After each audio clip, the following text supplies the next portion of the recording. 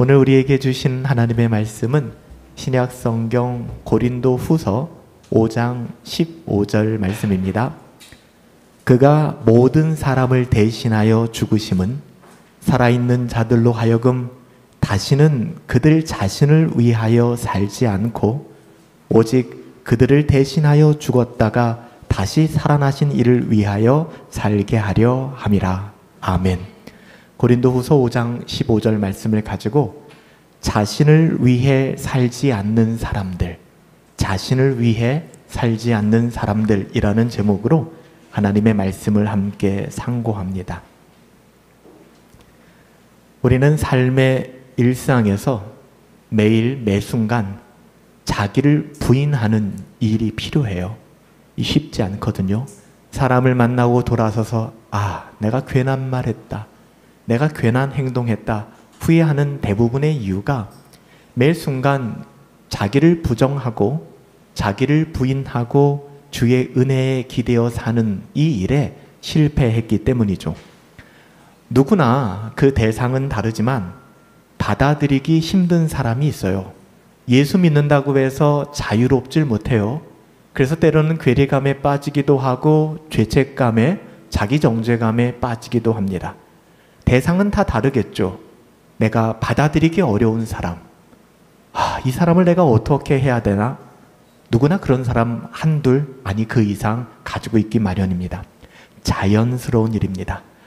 직장에서는 말할 것도 없고 심지어는 매주, 매일, 매순간 함께하는 가족들일 수도 있다는 사실이 참 어려운 부분이죠. 심지어는 예수 그리스도 안에서 우리가 함께 자녀되었다 하는, 가족이 되었다 하는 교회 안에서도 이런 사람들이 있을 수 있어요. 예외는 없습니다. 내가 받아내기 너무나 어려운 사람들. 하지만 우리 주님께서는 우리의 그런 마음과는 전혀 상관없이 요한복음 13장 34절에서 이렇게 말씀하셨어요.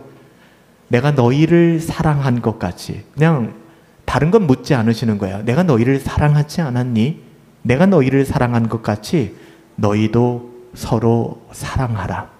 그냥 너희를 사랑해 라는 우리가 감당할 수 없는 영역에 언어폭력을 쏟아놓으신 것이 아니라 너희는 사랑받을 자격도 없고 조건도 갖추지 못한 그런 상태에서 내가 너희를 사랑하지 않았니? 죽기까지. 그러니 너희도 서로 사랑하렴. 이렇게 말씀하고 계신 거예요. 더 나아가서 원수라고 여길 수 있는 대상이 여러분들에게 있을지 모르겠어요. 여러분들이 받아내기 어려운 분들과 원수라고 하는 건 결이 많이 다르잖아요. 그런데 예수님께서는 그 원수를 그냥 용납해 하는 정도가 아니었죠. 사랑하라고 하셨습니다. 너를 미워하는 자를 그냥 봐줘 하는 것이 아니라 선하게 대해줘라, 선대하라고 누가복음 6장 27절에서 말씀하셨어요. 그냥 마음 잘 잡고 미워하지만 않고 지내려고 했는데 웬걸 주님께서는 쐐기를 박아버리시는 거예요. 그를 선대하라고 합니다. 그를 사랑하라고 합니다. 그럼에도 불구하고 우리 안에 예수를 믿고 있음에도 불구하고 그런 마음이 쉽게 잘 생기지 않아요.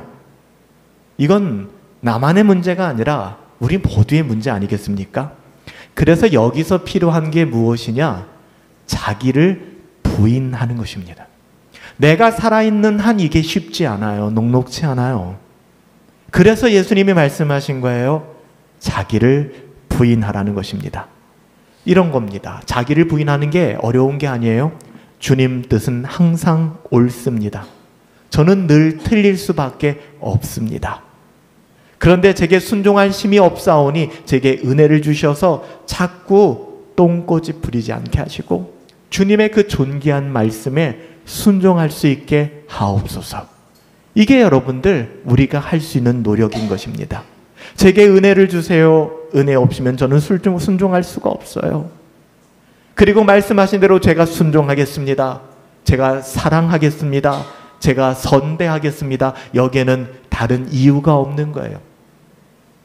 내가 당신이 이러이러하게 말해보니 오케이 좋아요. 이번에 한 번만은 사랑해 볼게요.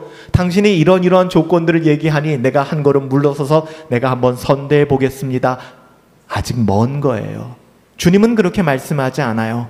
주님이 말씀하셨기 때문에 내가 순종하겠습니다. 내가 사랑하겠습니다. 내가 선대하겠습니다. 여러분, 이것이 자기를 부인하는 신자의 고백이죠. 우리 안에서 그 사람을 사랑할 수 있는 이유가 생겼기 때문이 아니에요. 그 사람 안에서 우리가 미워할 수밖에 없고, 우리가 선대할 수 없고, 우리가 받아낼 수 없는 그 사람 안에서 어디 한번 보자, 사랑할 만한 구석이 있는지 그거 찾으라고 얘기하지 않아요. 그 사람 안에 사랑할 수 있는 이유가 생겼기 때문에, 그래도 찾아보니 사랑할 만한 구석이 있네, 그래서가 아니에요. 우리에게는 그 사람을 사랑할 능력이 없어요. 누구나 그래요. 그래서 우리에게 필요한 것이 더더욱 자기를 부인하는 겁니다. 자기를 부정하는 거예요. 바로 이것이 신자의 참된 고백이겠죠. 우리 안에서 그 사람을 사랑할 수 있는 이유가 생겨서가 아닙니다. 우리에게는 그 사람을 사랑할 능력 없습니다. 능력 개발하려고 하지 마세요. 그런 능력은 우리 안에 없습니다. 누구에게나 그래요. 그래서 우리에게 더더욱 필요한 것은 나라는 인간을, 죄덩어리를 부정하는 작업을 하는 것입니다. 심지어는 가장 친밀한 가정 안에서도, 결혼 생활 안에서도 자기 부인은 필요합니다. 얼마나 사랑했으면 피 한 방울 섞지 않은 그 사람과 결혼을 했을까요? 여러분, 결혼 생활이 그냥 가만히 있으면 그 가정이 잘 갈 것 같습니까? 그렇지 않아요. 여기 결혼하신 분들 위기도 만나고 어려움도 만나고, 아니면 10년 그 정도는 신혼이라고 칩시다. 20년, 30년 살면 그 가정의 모든 문제가 풀리던가요? 요즘에는 황혼, 이혼이 늘어가잖아요. 아이를 다 키우고 결혼했는데 갑자기 엄마 아빠가 이혼한대요. 자식들이 이해할 수가 없어요. 그런데 그 아내는 눈물을 흘리며 그의 삶을 통탄해합니다. 어떻게 이런 일들이 일어날까? 여러분, 가정 안에서도 자녀가, 배우자들이, 부모들이 자기를 부인하는 훈련을 하지 않는다면 결코 그 결혼 생활은 순탄할 수가 없고 그 가정은 유지될 수가 없습니다. 교회도 마찬가지고요. 직장 생활도 마찬가지입니다. 제가 가정을 예로 든 것은 가장 우리 하나님께서 가장 안전한 공동체로 세우셨고, 우리가 모든 무장해제를 할 수 있는 곳은 가정이잖아요. 저도 여러분들에게 아무리 가까워도 할 말, 하지 않을 말을 가린단 말이에요. 그런데 제 아내에게는 그 수위가 많이 높아져요. 제 안에 있는 모든 것을 쏟아놓을 때가 많습니다. 가정이니까. 그렇다 할지라도 그 가정 안에서도 자기를 부인하는 훈련은 필요하다는 거예요.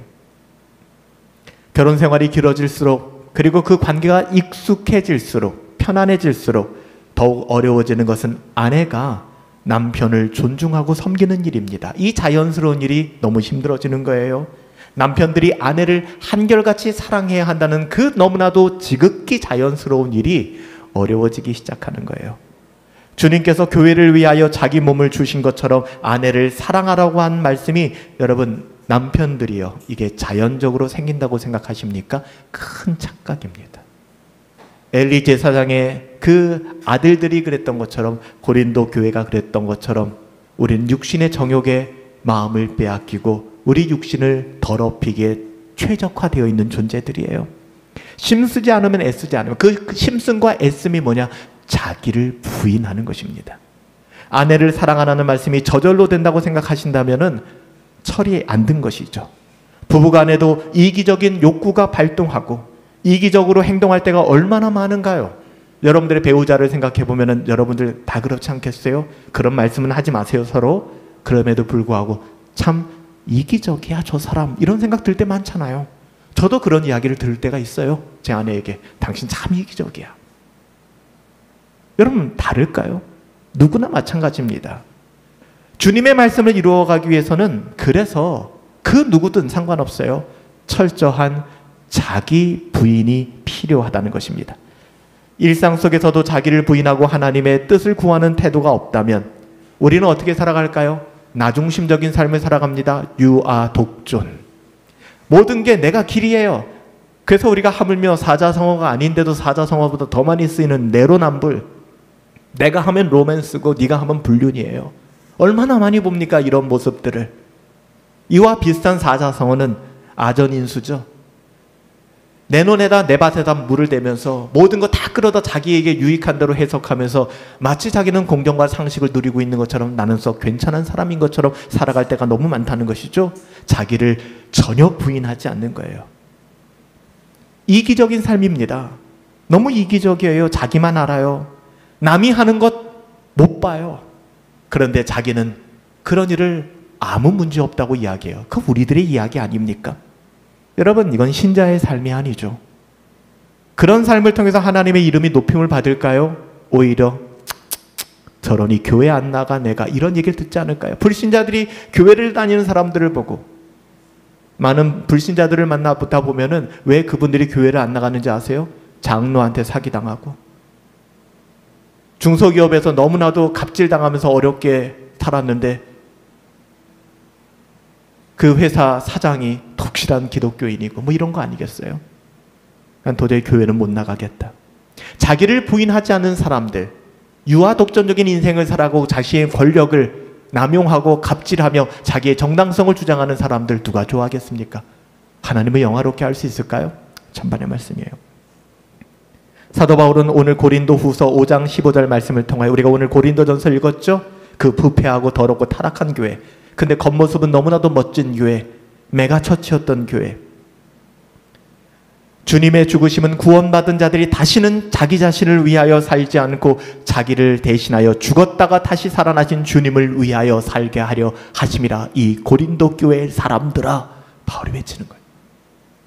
이 허우대는 멀쩡하고 너희의 어떠함에 취해서 나는 바울파, 나는 게바파, 나는 아볼로파, 이따위 소리만 열심히 외치고 다니는 고린도 교회를 향하여 이 자식들아, 너희를 위하여 죽었다가 다시 살아나신 예수 그리스도,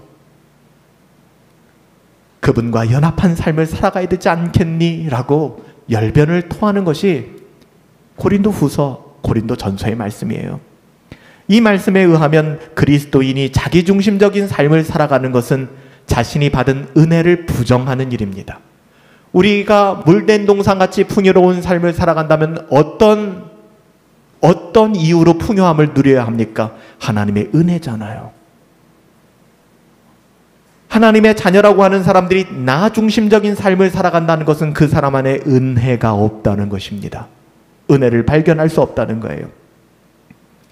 그래서 칼빈은 이 부분을 굉장히 중요시 여겨서 기독교 강요에서 우리가 구별된 자로서 하나님의 것이 되었다라는 사실이 자기를 부인하는 전제가 된다라고 얘기했어요. 즉, 내가 내 자신을 부인할 수 있는 근거가 뭐냐 하면 내가 하나님께 속하였다라는 믿음이 있기 때문에 가능해진 거예요. 하나님의 것이 된 자신이 하나님의 영광을 구하지 않고 마치 자신의 모든 것이 자신의 것인 양 생각해서 행동할 수 있을까? 칼빈은 그거 불가능하다고 얘기합니다. 바울도 로마서에서 그거 불가능하다고 얘기합니다. 그 정도쯤 갔다면 너는 너의 구원을 흔들어 봐야 된다고까지 이야기합니다. 신자는 그렇게 살지 않는다는 거예요. 우리의 몸과 우리의 마음을 하나님 앞에 거룩한 산 제물로 드리게 된다는 거예요.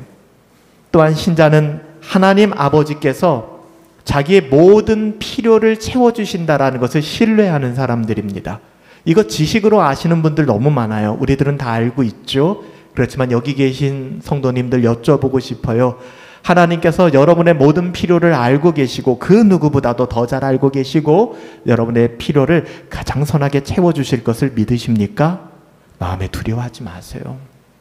이게 안 되니까 하나님의 자녀라는 것은 알겠는데 하나님의 자녀다움을 못 누리는 거예요. 와, 어떡하나. 또 집값은 올라간다는데 나는 집이 없는데 어떻게 살아가야 되지?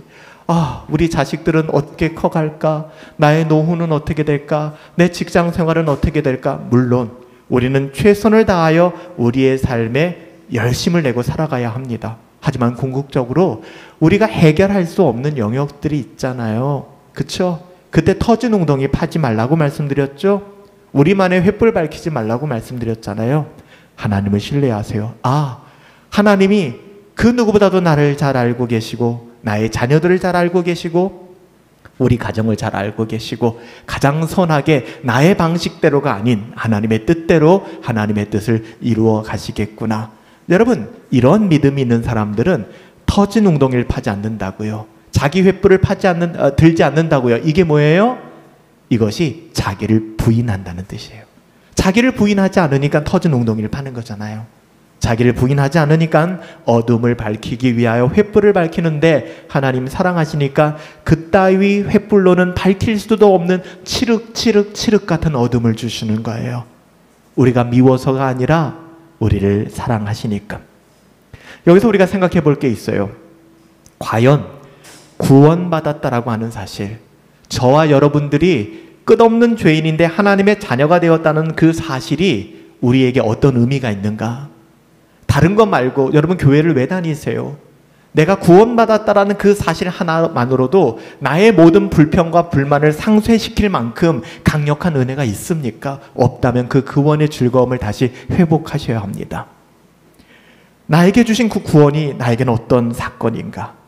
내가 더 이상 나 자신을 위하여 살지 않고 주님을 위하여 살게 할 만큼 그 구원이라는 것이 강력한 힘을 가지고 있는가? 아니면 그 구원마저도 유통기한이 있어서 이제는 그 구원이 더 이상 나를 내 심장을 뛰지 못하게 만들고 나의 삶을 하나님 앞에 드리지 못하게 할 만큼 어색한 관계로 만들 만큼 그밖에는 되지 않는가? 우리가 돌아볼 필요가 있다는 것이죠. 자기를 부인하는 삶의 전제, 그 근거는 우리에게 일어난 구원 사건이에요. 나를 구원하셨다는 그 은혜. 성경은 이 구원 사건을 고린도후서 5장 17절에 새로운 창조라고 얘기합니다. 우리를 새롭게 만드셨다는 것입니다. 자신의 인생에 일어난 천지개벽과도 같은 사건이라는 거예요. 유일무이한. 그 어떤 수단이나 방법으로도 우리의 죄의 문제를 해결할 수 있어요, 여러분들? 없잖아요. 그래서 우리 어렸을 때, 글쎄요, 여기에 겹치지 않는 분들도 계실지 모르겠지만 저보다 연배가 좀 있으신 분들은 주일학교 다닐 때 많이 찬양했잖아요. 돈으로도 못 가요, 하나님 나라. 힘으로도 못 가요, 하나님 나라. 거듭나면 가는 나라, 하나님 나라. 주일학교 때 매일 이 노래를 불렀어요. 어렸을 땐 그게 무슨 뜻인지도 모르고 그냥 불렀어요. 거듭난다는 게 무슨 뜻인지도 몰랐어요. 제가 대학교 2학년 때 거듭나기 전까지 그 거듭남의 의미도 참 모르고 살았어요. 근데 그냥 노래 부르고 살았어요. 돈으로도 못 가요, 하나님 나라. 힘으로도 못 가요, 하나님 나라. 거듭나야 가는 나라, 하나님 나라. 여러분, 우리는 하나님의 은혜로 거듭났잖아요. 개가 천선한 게 아니잖아요. 개천에서 용난 게 아니잖아요. 그런 우리는 죽었어요. 우리는 새로운 사람으로 지음을 받았잖아요.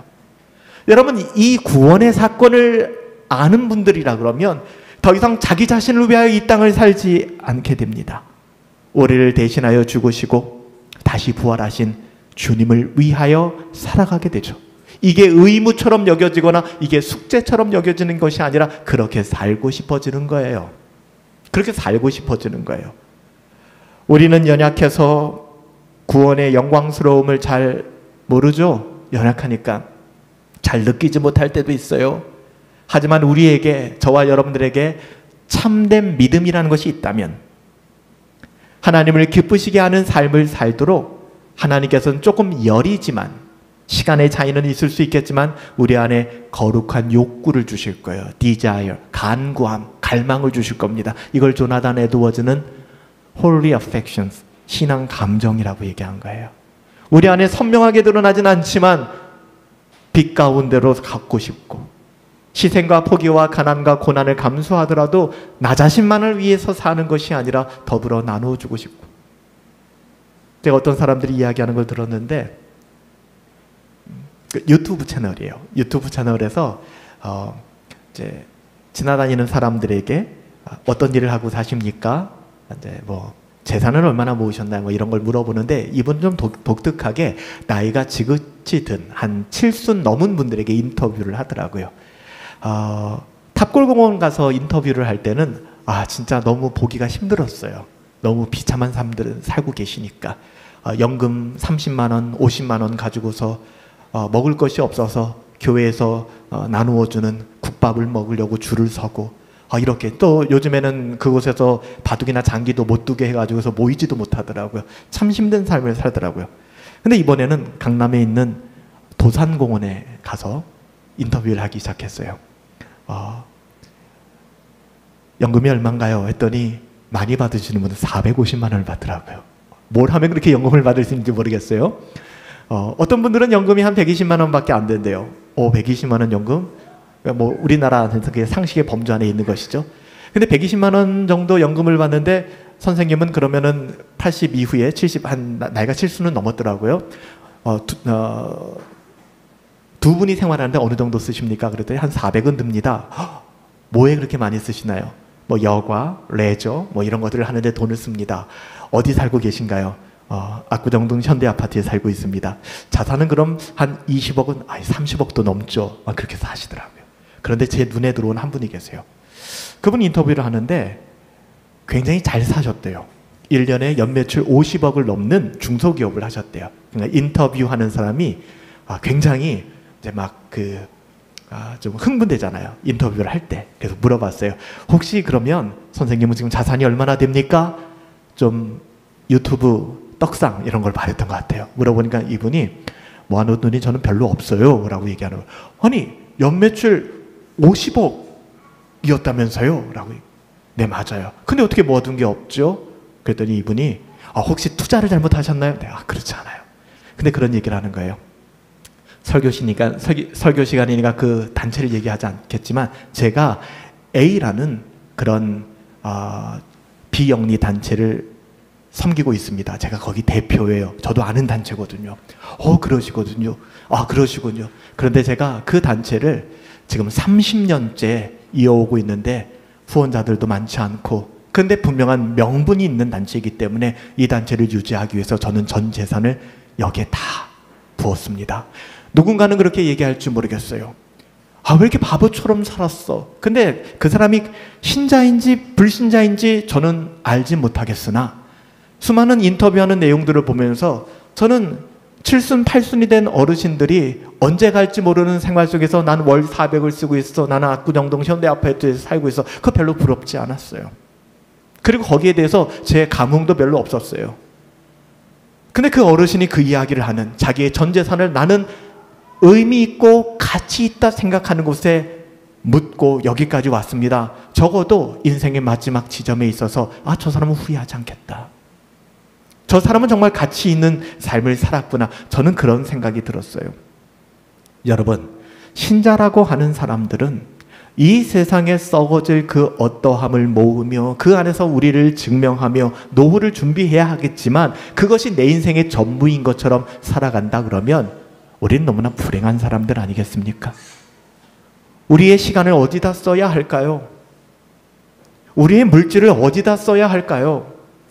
적어도 성경은 그렇게 이야기합니다. 너희들이 이기적인 것만을 위하여 사용해서는 안 된다는 거예요. 우리는 청지기이기 때문에 그 이기적인 삶의 태도를 벗어나기 위해서 우리가 필요한 것이 무엇이냐? 자기를 부인하는 것이죠.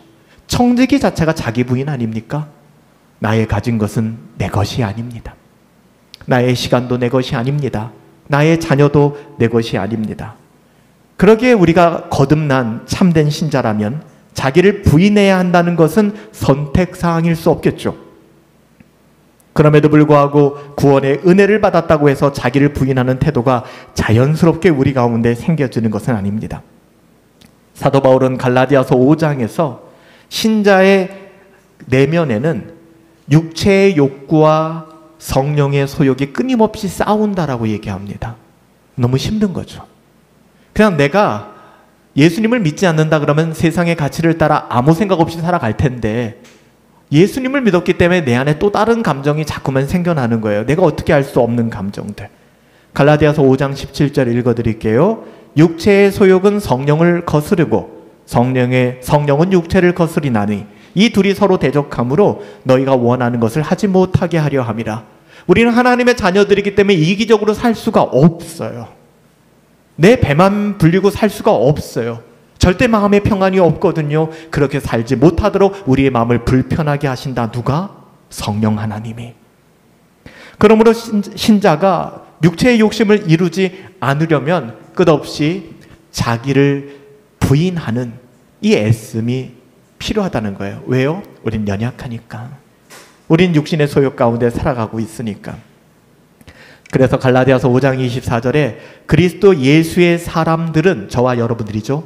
그리스도 예수의 사람들은 육체와 함께 그 정과 탐심을 십자가에 못 박았노라 라고 얘기하는 거예요. 그게 하나님의 자녀들이에요. 여러분, 나 중심, 자기 중심 성향의 끝은 뭔지 아세요? 자기 숭배입니다. 우상 숭배예요. 나를 숭배하는 것입니다. 자기를 숭배하는 자는 결코 주님을 따를 수 없어요. 불가능합니다.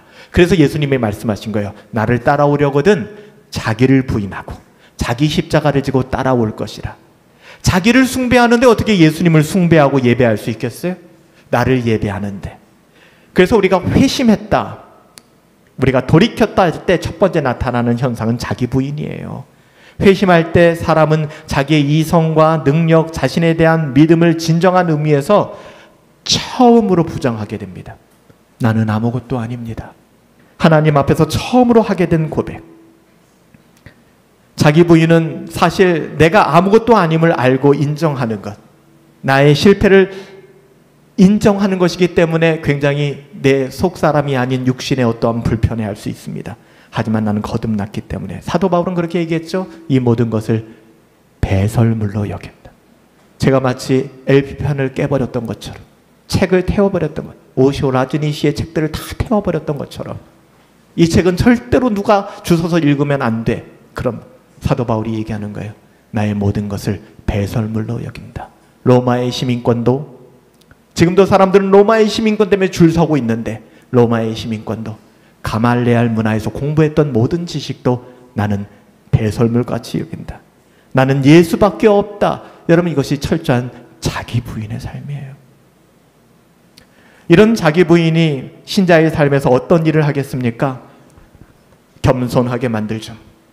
그리고 누구에게 보이기 위한 겸손함이 아닙니다. 하나님 앞에 이런 분들은 겸손합니다. 말하기를 더디합니다. 성숙한 신앙을 만들어냅니다.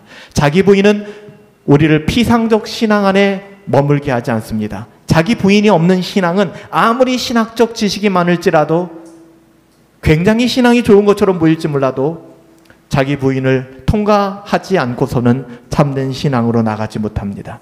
여러분, 오늘 사무엘상 2장 읽었잖아요. 공동체 성경 읽기에서 눈에 들어오는 말씀이 있잖아요. 사무엘상 2장 3절에 보면 심히 교만한 말을 다시 하지 말아라. 오만한 자의 말을 너희 입에서 내지 말아라. 그 다음이 중요해요. 여호와는 지식의 하나님이라. 하나님은 알고 계신다는 거예요. 하나님 뭐라고 말씀하세요? 너희의 행동을 달아보신다라고 얘기합니다. 여러분, 말과 혀가 아니에요. 나의 삶이 자기 부인이 없다면, 말로는 자기를 부인하죠. 예수를 믿는다고 하죠. 하지만 우리의 삶이, 하나님이 그 삶을 달아보신다는 겁니다. 이게 얼마나 두려운 이야기예요. 그러고 나오는 것이 엘리 제사장 가문의 이야기였잖아요. 제사장 가문이었어요.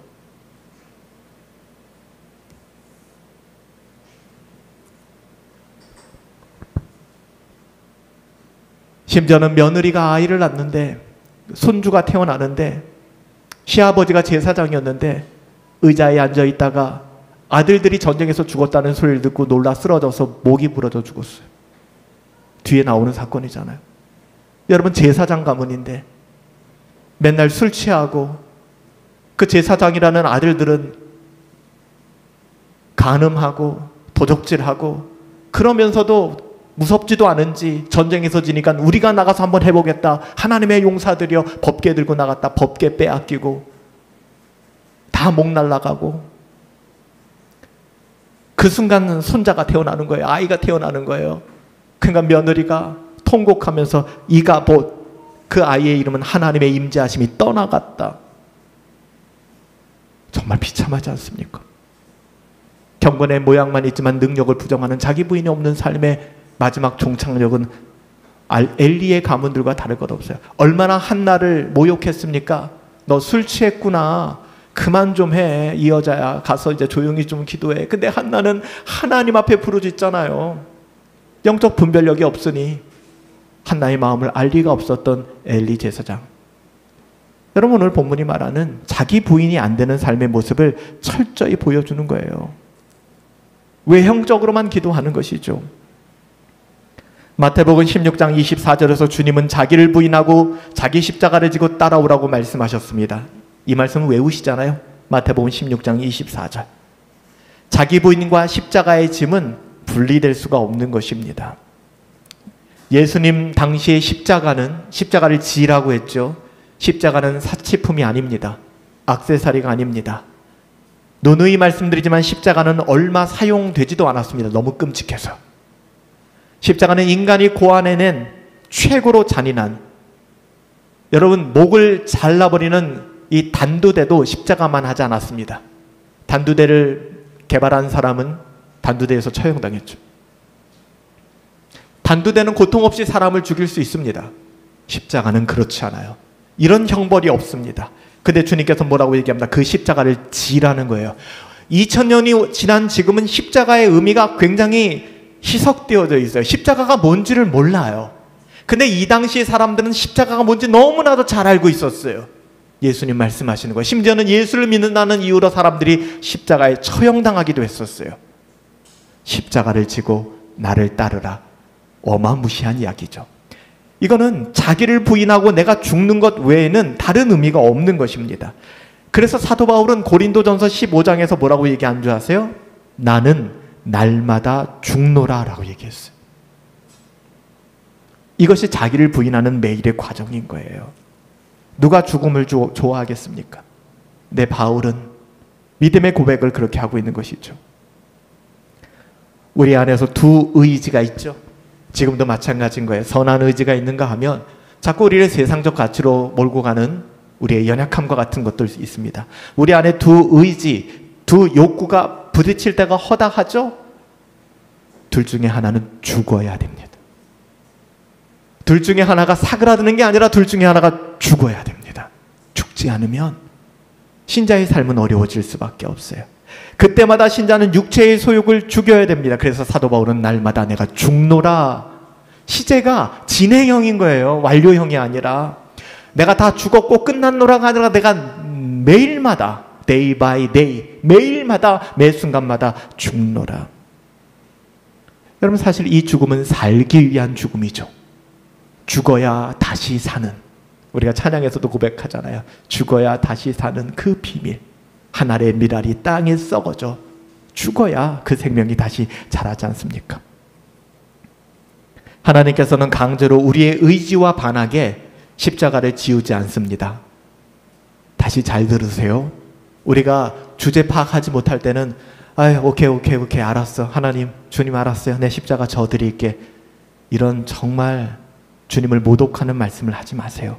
주님은 단 한 번도 우리의 의지와 반하게 십자가를 지우지 않으십니다.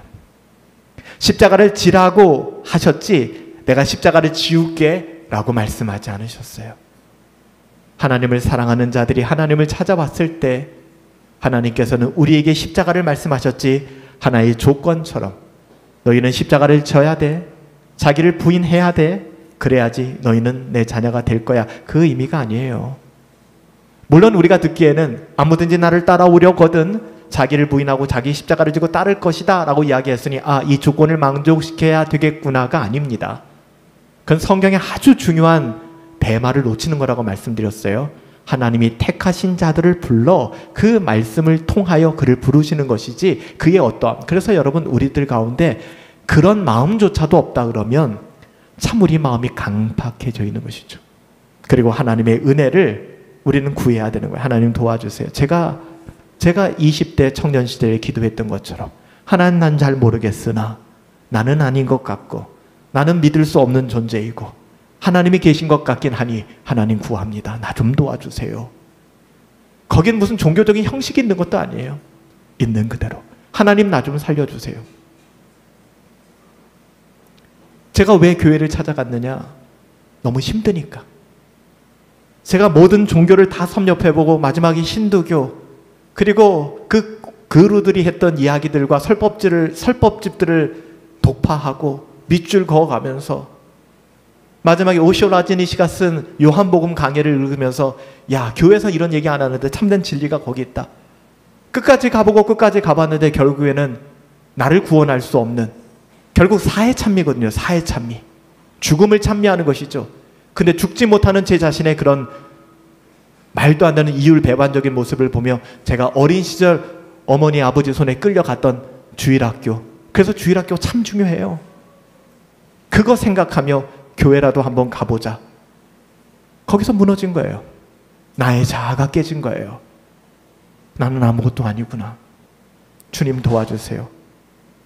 그리고 그 마음을 목회자가 된 지금까지도 단 한 번도 잃어버린 적이 없어요. 물론 교만했던 적도 있고 넘어졌던 적도 있지만 단 한 번도 주님 아니면 안 됩니다. I am nothing. 나는 아무것도 아닙니다. 라는 그 고백이 퇴색된 적이 없었어요. 여러분, 우리는 우리 자신을 부인하는 일에 인색해서는 안 됩니다.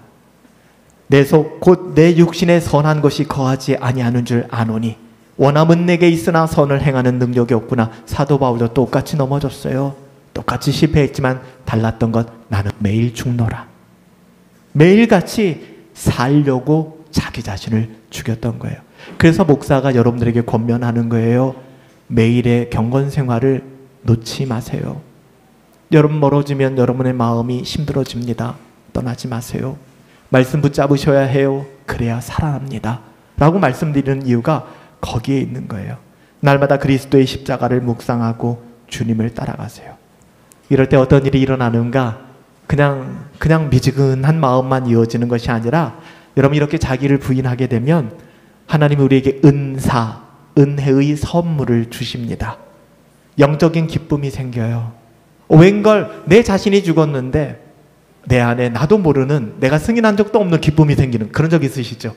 나의 삶이 너무너무 힘든데 이것을 인정하고 나니까, 주님께 맡기고 나니까 씩 하고 웃게 되는 거예요. 사람들은 참 미쳤구나. 아니에요. 하나님께 맡김으로 말미암아 생기는 기쁨이 있다니까요. 위로가 있어요. 뿐만 아니라 자기 부인은 참된 신앙의 성숙이에요. 교회에서도 마찬가지예요. 일꾼을 세울 때 그가 얼마나 똑똑한가, 그가 얼마나 일을 잘하는가, 그가 얼마나 리더십이 있는가, 세상적인 리더십이, 이거 보고 세우는 게 아니에요. 자기를 부인함이 있는가, 그 안에, 저 사람 안에 자기를 부인하고 하나님의 영광을 사모하는 마음이 있는가, 여미 그게 중요한 거예요. 그거 없는 사람들이 모이면 다 자기 자랑하기 바빠요. 다 내로남불이에요. 그러니 공동체가 힘들어지고, 가정이 깨어지고, 교회가 깨어지고, 직장 생활이 힘들어지고 어려워지는 것이죠. 여러분, 이런 일들은 갑자기 일어나지 않는다고 말씀드렸습니다. 성화의 과정은 자기 부인의 과정입니다. 여러분 어떠세요? 우리가 다음 주부터는 믿음의 사람들을 좀 추적하며 믿음의 사람들에 대한 인물 설교를 하려고 하는데요. 그 전에 제가 자기 부인이라는 터진 웅덩이와 자기 횃불을 밝히는 사람들, 그리고 자기 부인의 어떻게 보면 서론적인 부분들을 말씀을 나눈 거예요. 여러분 어떠세요? 자기 부인은 여러분의 삶 속에서 안녕하십니까? 여러분 안녕하세요? 매일같이요. 매 순간마다 자기 부인이 일어나고 있습니까? 날마다 여러분 자신을 부인하며 주님의 뜻을 따라가고 있습니까? 정말 여러분 주님 닮기를 원하십니까? 사도 바울은 자신이 그리스도를 본받는 것 같이 성도들이 자기를 본받을 것을 권면했는데 그 마음이 여러분들에게 있습니까? 자기를 부인하는 것은 더 이상 자기를 위해 살지 않고 나를 위해 죽었다가 다시 부활하신 예수님을 위하여 그분의 영광을 누리며 드러내며 살아가는 것입니다. 한 가지 누가복음 말씀만 드리고 말씀을 정리합시다. 누가복음 12장에는 우리가 잘 아는 부자가 나옵니다. 제가 인터뷰에서 봤던 도산공원에서 산책하며 연금 400만 원 이상 받으며 건물주로서 월세로서 어렵지 않게 살아가는 그런 사람이었을 것 같아요. 근데 그 앞에 어리석은이라는 형용사가 그 사람을 제안하여 설명하고 있습니다. 어리석은 부자. 부자는 평생에 누릴 것도 많았고 재산도 많았어요. 요즘엔 그게 별로 매력 없는 말이 될지 모르겠지만 그래도 많이 통용되던 건물주 이런 사람 아니겠습니까? 월세만 해도 난 월 1,000만 원 나와 이런 사람이었을 거예요. 평생 누릴 재산이 자기에게 쌓여 있었습니다. 평안히 쉬고 먹고 마시며 즐거워 하겠다라고 생각하며 내년에는 어디를 여행 갈까, 다음 달에는 어디를 갈까, 뭐 하며 살까, 그렇게 자기의 생각을 그리며 살았습니다. 그런데 주님이 그 사람을 거론하며 이렇게 얘기합니다. 오늘 밤 내가 네 생명을 취하려니 너의 그 모든 계획과 너의 모든 재산과 너의 모든 걸음들이 누구 것이 되겠느냐. 우리가 너무나 잘 아는 대목이지만 우리는 어리석어서 이 순간이 돼야 자신의 삶을 후회하는 경향들이 있어요. 어리석은 거예요. 돌아오셔야 됩니다. 건강이 있을 때, 젊었을 때 주님을 섬기세요. 그것이 아름다운 것입니다. 제가 유럽을 가보니까 참 안타까웠던 것이, 그러니까 유럽 다른 지역이 아니라 초대교회를 탐방하기 위해서 그 터키를 갔었는데 한 3주 정도 터키를 전체적으로 다 여행을 했었어요. 보니까 그 당시에는 벌써 한 25년 된 이야기입니다. 그 당시에는 유럽에서 어르신들이, 노인들이 굉장히 많이 왔어요. 이 터키 지역에 부부들이. 근데 얼추 봐도 한 70은 넘어 보이는, 다 지팡이를 들고 다 힘들게 은퇴한 다음에 그렇게 터키 지역을 여행하더라고요. 젊은 제 눈으로 봤을 때는 야, 늙어서 오면 이게 무슨 소용이 있겠는가, 다 힘들어서 좀 젊었을 때 여행도 하고 즐길 필요도 있겠지 않는가, 난 그런 생각을 했어요. 좀 필요하다고 생각합니다. 그와 동시에 어떤 생각이 들었느냐, 내가 젊었을 때, 내가 정말 어느 정도 재력이 있을 때, 어느 정도 에너지가 있을 때, 그때는 나 자신만을 위하여 살다가 인생 허비하다가 이제는 다 늙어서 갈 데 없을 때, 쓸 돈도 별로 없을 때, 그때 내가 이제 교회 섬기겠다, 너무나 비참하지 않은가라는 생각이 들었어요. 젊은 시절에 우리가 여행을 가고 그거 필요합니다. 너무 좋아요. 전 그거 너무나 필요하다고 생각합니다. 하지만 또 한편 생각해 본다면 우리는 우리의 젊음을 우리만을 위해서, 우리의 어떠한만을 위해서 소모하며 살아간다면 그 또한 바람직한 것은 아니죠. 어리석은 부자의 그 이야기는 우리 주님께서 자기를 부인하는 과정을 겪지 않는, 자기를 부인하지 않고 자기를 증명하고 누리려고만 했던, 일방적으로 그렇게 살았던 그 사람에게 오늘 밤 네 생명을 취하면 이 모든 것이 누구의 것이 되겠느냐. 우리 자신만을 위해서 살지 맙시다. 더 이상 우리 자신을 위해 살지 말고 우리를 대신하여 죽으시고 다시 사신 그리스도를 위해 우리 함께 살아갑시다. 저도 남은 인생 그렇게 살 겁니다. 얼마가 될지 모르겠지만, 우리에게 남은 인생이 얼마가 될지 모르겠지만 우리 자신을 철저히 부인하고 십자가를 지고 주님을 따르는 은혜가 있게 되기를 예수님의 이름으로 축복합니다.